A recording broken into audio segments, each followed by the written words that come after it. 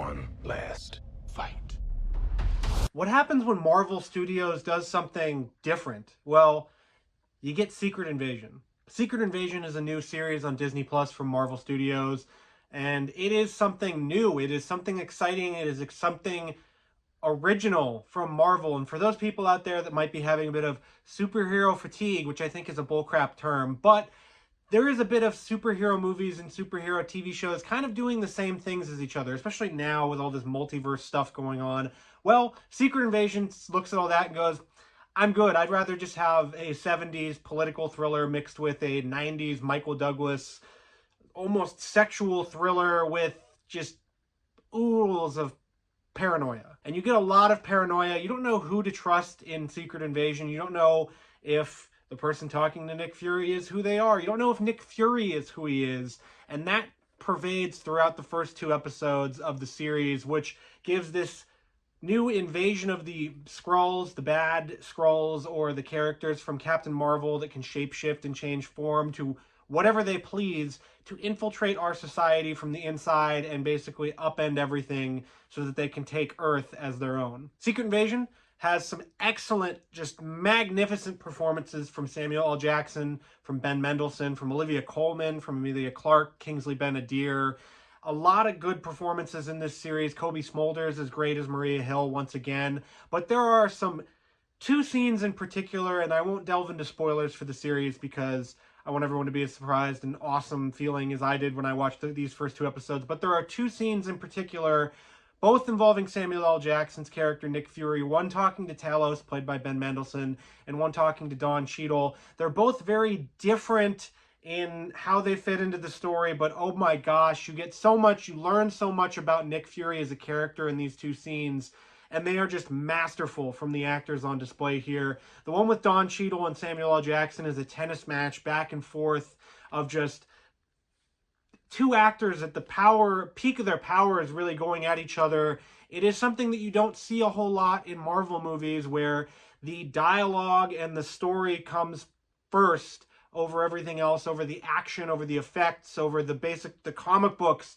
It is just these 2 characters versus each other, and they're not fighting, they're having a conversation. Same thing with Talos and Nick Fury. You learn about Nick Fury and who he is and how he became the man that he was.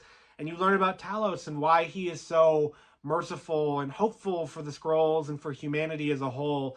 It is just a masterclass of a performance from Samuel L. Jackson these first 2 episodes. He is fantastic. Olivia Colman, I don't want to give away anything about the characters because some of these are shrouded in secrecy, but she is not at all what I expected from this role, and it is pitch perfect for her. Emilia Clarke is also great in her role. You'll learn more about it if you watch the episodes. I don't want to spoil anything for you guys because it's that awesome. It's that cool of the first 2 episodes for this series. And the action here doesn't overtake the performances, but the action, it aids them. And there's plenty of action scenes here. This is a brutal Marvel Disney show that pushes that boundary of the PG-13 rating for the people out there that are screaming, oh, but what about Daredevil on Netflix? It's pretty violent like that. It's not TVMA, but it really, there's the line and it's going to go up right against it. And oh boy, if it's like this for the rest of the series, this is going to be an all-timer for Marvel. But these first 2 episodes really set the tone for an excellent series to come.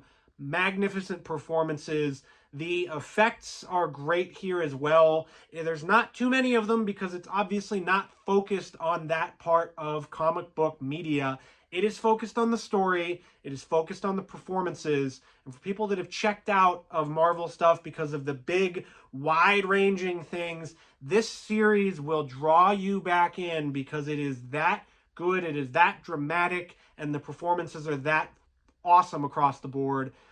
I can't think of anything in Secret Invasion that I wanted to nitpick, that I wanted to comment on that was negative. It is fantastic. It is great. You gotta watch this series when it comes out on June 21st on Disney+. You have to, because it is just, if you are a comic book fan, you'll love it. If you love the Secret Invasion storyline in the comics, you'll love this. If you just want something different from your comic book media. You want something new. You want something fresh feeling. It does what Marvel used to do, where they take a genre that you know and love and they jam it together with superheroes, and they do it. It's very much like the Winter Soldier in that way, but you take the paranoia of the Winter Soldier, of anyone here could be Hydra, and you crank it up across the board. What Nick Fury feels as a character in this, you feel as an audience member watching the entire time. It does not let up the entire time. It feels like it's tense like that, and it's so damn refreshing to come from Marvel Studios. Secret Invasion is fantastic. Watch it, and if you like more comic book or movie content like this, make sure to check out this playlist. It has all my movie reviews on it.